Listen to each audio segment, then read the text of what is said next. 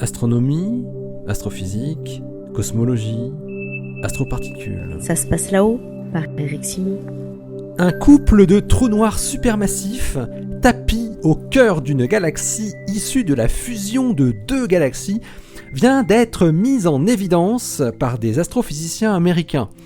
Ces deux monstres auraient chacun une masse de plus de 400 millions de masses solaires et seraient séparés par moins de 1500 années-lumière.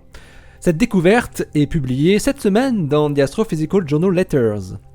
Cette galaxie est appelée SDSS J1010 plus 1413. Elle est située à un redshift Z égale 0,2, ce qui correspond à une distance de trajet lumière de 2,5 milliards d'années-lumière. Il faudrait plutôt dire qu'il s'agit d'un quasar, étant donné son émission caractéristique des noyaux actifs de galaxies alimentés par un trou noir supermassif. Mais ce que Andy Golding de Princeton University et ses collaborateurs ont pu observer grâce au télescope spatial Hubble, c'est non pas un noyau actif, mais deux, avec une séparation angulaire très petite, de l'ordre de 0,13 secondes d'arc, ce qui fait une distance de 430 parsecs, soit 1400 années-lumière. Chacun des deux noyaux est une puissante source dans la longueur d'onde UV de l'O3, l'oxygène ionisé. Leur luminosité est celle d'un quasar typique de l'ordre de 5-10 puissance 46 erg par seconde. C'est cette valeur de luminosité qui permet aux chercheurs de déterminer la masse des deux trous noirs supermassifs, plus de 400 millions de masses solaires chacun.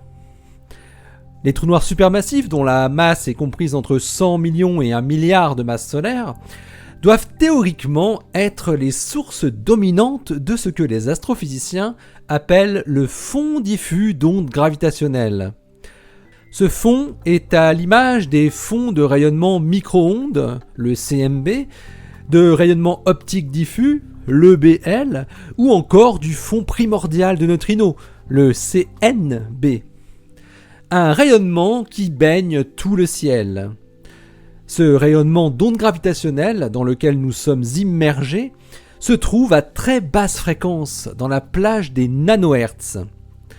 Et ce fond diffus d'ondes gravitationnelles, qui est nourri par tous les couples de trous noirs supermassifs en cours de coalescence de l'univers, devrait bientôt être observable, dans quelques années, grâce à une technique très innovante exploitant des réseaux de pulsars en mesurant les infimes variations relatives de leurs signaux pulsés, qui seraient produites par ces ondes gravitationnelles de trous noirs supermassifs.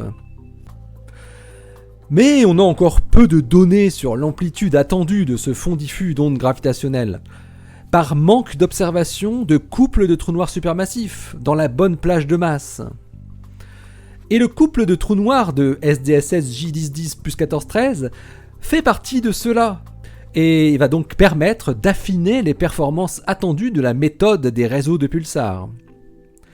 La distance qui sépare aujourd'hui les deux monstres de J1010 plus 1413 fait dire à Andy Golding et ses collaborateurs que l'échelle temporelle d'une coalescence de tels trous noirs est de l'ordre de 2,5 milliards d'années. Ces deux-là ne sont pas encore en train de produire des ondes gravitationnelles, puisqu'elles sont avant tout produites à la toute fin du processus de coalescence, lorsque les deux trous noirs supermassifs ne sont plus distants que de quelques années-lumière. Si jamais, malgré les efforts des astrophysiciens, le fond diffus d'ondes gravitationnelles n'était jamais détecté, cela indiquerait que les trous noirs supermassifs fusionnent en fait sur des échelles de temps beaucoup plus longues que ce que l'on pense, peut-être plusieurs fois l'âge de l'univers. L'objectif des astrophysiciens va être maintenant de trouver de plus en plus de couples de trous noirs supermassifs, si possible très rapprochés. La combinaison de grands relevés très sensibles, optimisés soit pour la détection des quasars ou soit pour l'analyse des morphologies de galaxies, devrait offrir aux spécialistes de belles découvertes comme celle de J1010 plus 1413 dans les années qui viennent. L'article de Andy Goulding et ses collaborateurs est donc paru dans The Astrophysical Journal Letters, le volume 879, daté du 10 juillet 2019, et il porte le titre « Discovery of a close separation binary quasar at the Earth of a 0.2 redshift merging galaxy and its implications for low-frequency gravitational waves ». Allez, d'ici la prochaine, portez-vous bien, restez bien les yeux vers le ciel et les pieds sur terre. Quant à nous, nous donnons rendez-vous dans quelques temps, puisqu'il est temps pour nous de faire une pause estivale. Et donc, on se donne rendez-vous aux alentours du 20 août, quelque chose comme ça. Et donc, d'ici là, soyez à l'affût de ce qui se passe là-haut. Allez, salut!